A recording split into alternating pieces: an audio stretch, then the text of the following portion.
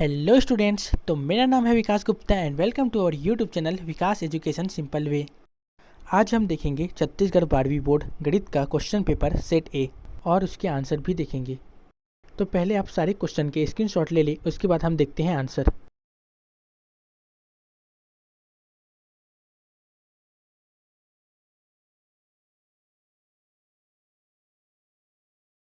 अब हम serial wise एक एक क्वेश्चन को देखते हैं।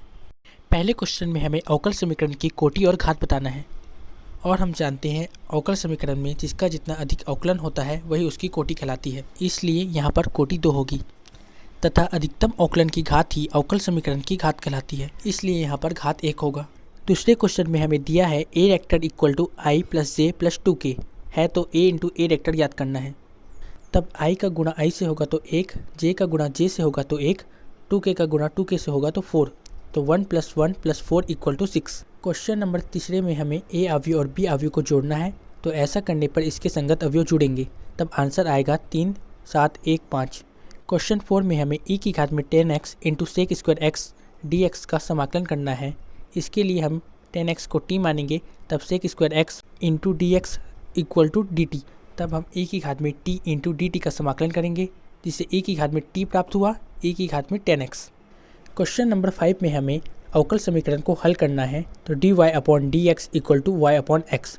इसे हल करेंगे तब हम y वाले पक्ष को एक तरफ तथा x वाले पक्ष को दूसरी ओर रखेंगे। तत्पश्चात हम समाकलन करेंगे, जिससे log y = log x + log c प्राप्त हुआ। अब c का वैल्यू निकालेंगे, तो c = y/x। क्वेश्चन नंबर 6 में हमें साइन ब्रैकेट में tan 1x/1 + x² into dx का समाकलन करना है। इसके लिए हम tan 1x = t मानेंगे। अब इसका अवकलन करेंगे, तब 1/1 + x² इंटू dx = dt आएगा। अतः हम 1/1 + x² इंटू dx के स्थान पर dt रख सकते हैं। ऐसा करने के बाद हम sin t का समाकलन करेंगे, तब आंसर आएगा -cos tan 1x। क्वेश्चन 7 में हमें सारणिक को हल करके x का मान ज्ञात करना है। सारणिक का प्रसार करके हल किए तो x का मान आया ±2 × √2। क्वेश्चन नंबर 8 में हमें प्रूव करना है कि tan 1x + cot 1x = π/2। इसे प्रूव करने के लिए हमने माना tan 1x = थीटा, तो x = tan थीटा। चूँकि cot π/2 - थीटा = tan थीटा, इसलिए हम tan के स्थान पर cot π/2 - थीटा रख सकते हैं। तब x = cot π/2 - थीटा। चूँकि cot का पक्षांतर दूसरी ओर कर दिए, तब cot 1x = π/2 - थीटा।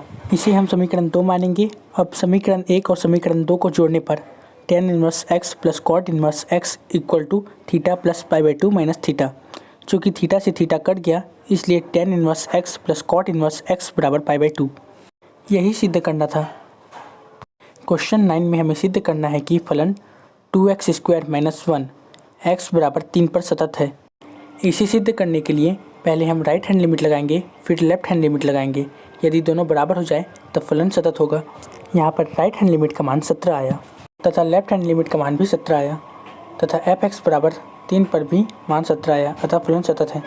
क्वेश्चन 10वां में बिंदु -2, 4, -3 और 1, 2, 3 को मिलाने वाली रेखा की दिक् कोसाइन ज्ञात करनी है। तब हम पहले बिंदु को x1, y1, z1 तथा दूसरे बिंदु को x2, y2, z2 मानकर हल करेंगे। माना दिक् कोसाइन LMN है, तब सूत्र है इसका L = x2 - x1/pq, मतलब p से q के बीच की दूरी। अब हम सूत्र में मान रखेंगे, तब आंसर आएगा 3/√77। इसी प्रकार mn भी ज्ञात कर लेंगे, तब दिक् कोसाइन है 3/√77 - 2/√77, 8/√77। अब अगला क्वेश्चन देखते हैं। क्वेश्चन 11 में हमें y = e की घात में sin 1x का अवकलन करना है। अवकलन करने के लिए हम पहले sin 1x को t मानेंगे, तो तब dy/dx =det/dt। अब sin 1x का पुनः अवकलन होगा, तो d/dx sin 1x।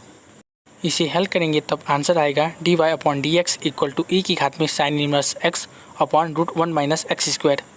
क्वेश्चन 11 में हमें दिया है PA = 6/11, PB = 5/11 और PA यूनियन B = 7/11।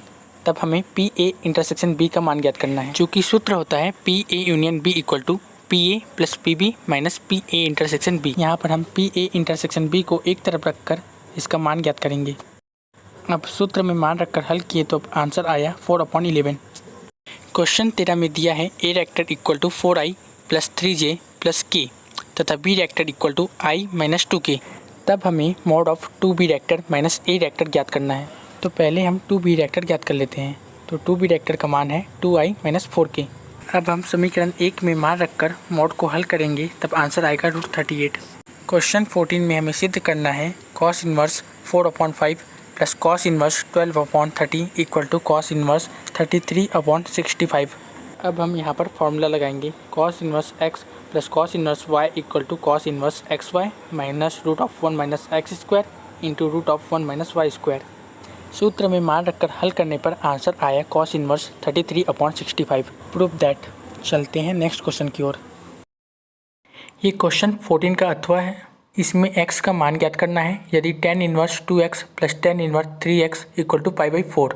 तो सबसे पहले हम फॉर्मूला लगाएंगे tan inverse x + tan inverse y equal to tan inverse x + y/1 - x into y। अब फॉर्मूला में मान रखें तो tan inverse 2x + 3x/1 - 2x into 3x equal to π/4। अब हमने tan इनवर्स का पक्षांतर दूसरी ओर कर दिया तब 5x/1 - 6x² इक्वल टू 10 π/4।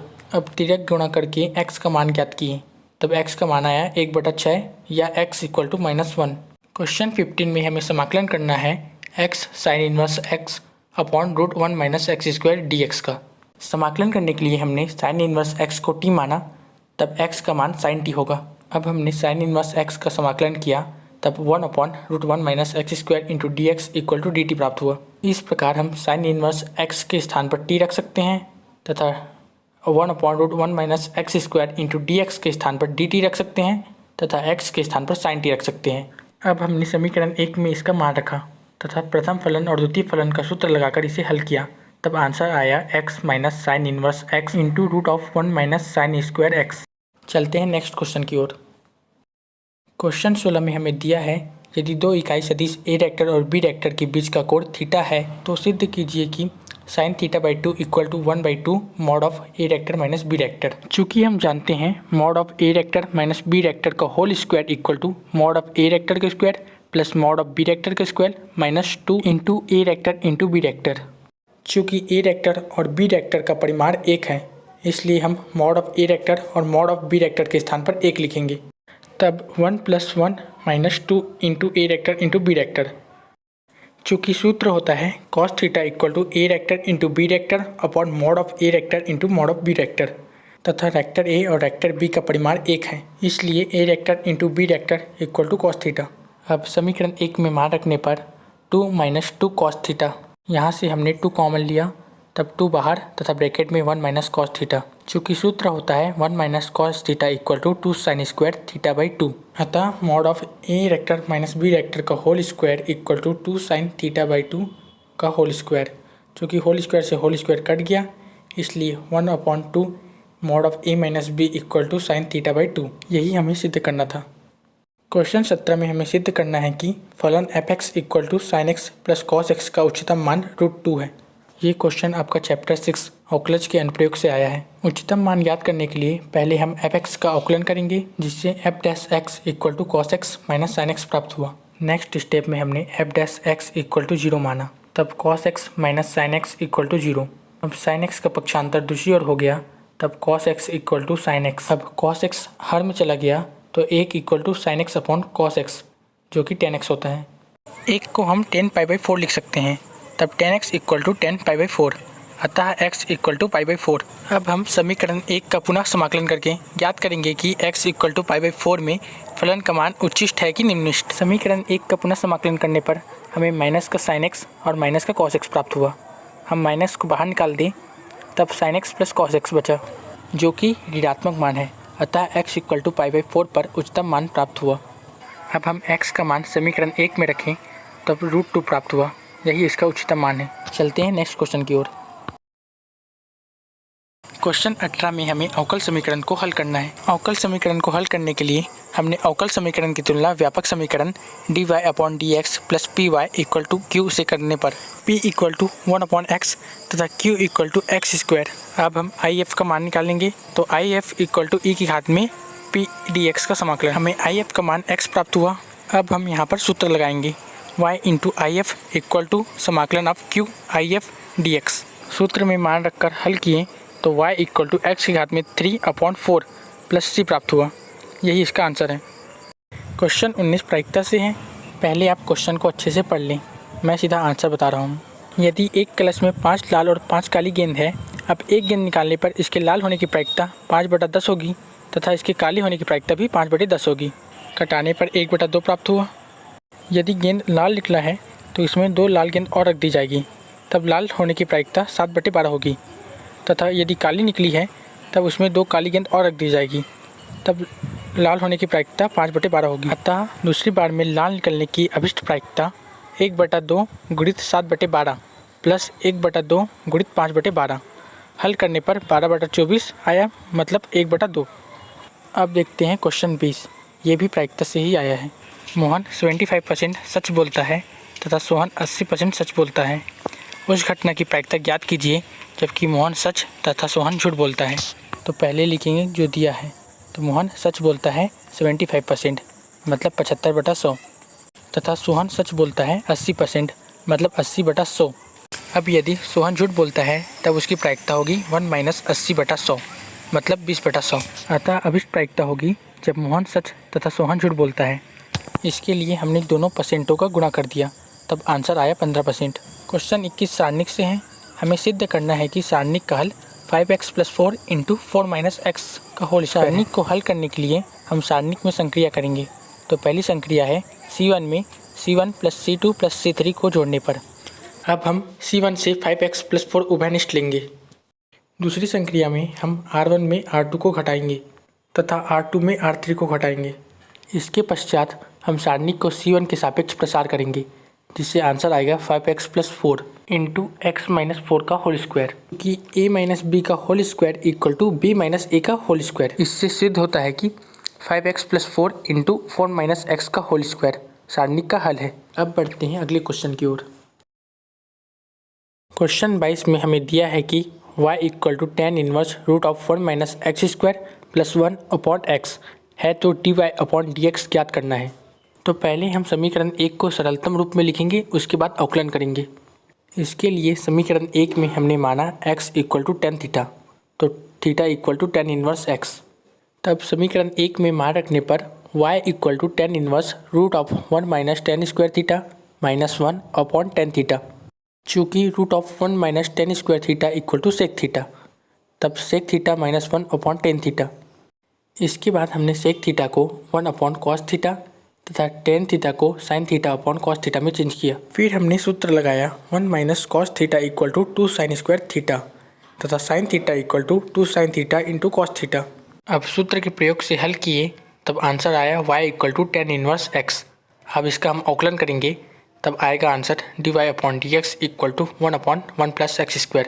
यही इसका आंसर है। क्वेश्चन 23 में हमें दिया है यदि फलन f(x) इक्वल टू x² + 2 तथा g(x) इक्वल टू x/x - 1, तो हमें फॉग और गॉफ ज्ञात करना है। चूँकि फॉग इक्वल टू f(g(x), मतलब f(x) में जहाँ जहाँ x है वहाँ x के स्थान पर हमें g(x) की वैल्यू रखना है। ऐसा करके हल करेंगे तब आंसर आएगा 3x² - 4x + 2/x² - 2x + 1। इसी प्रकार हमें गॉफ ज्ञात करना है, मतलब g(x) में जहाँ जहाँ x है वहाँ वहाँ हमें f(x) की वैल्यू रखना है। इस प्रकार हम हल करेंगे तब आंसर आएगा x² + 2/x² + 1। इसके बाद के क्वेश्चन 6 नंबर के हैं और इसके आंसर बहुत ही लंबे हैं, तो आप अभी आंसर के स्क्रीनशॉट ले लें। मैं नेक्स्ट वीडियो में इसको एक्सप्लेन कर दूँगा।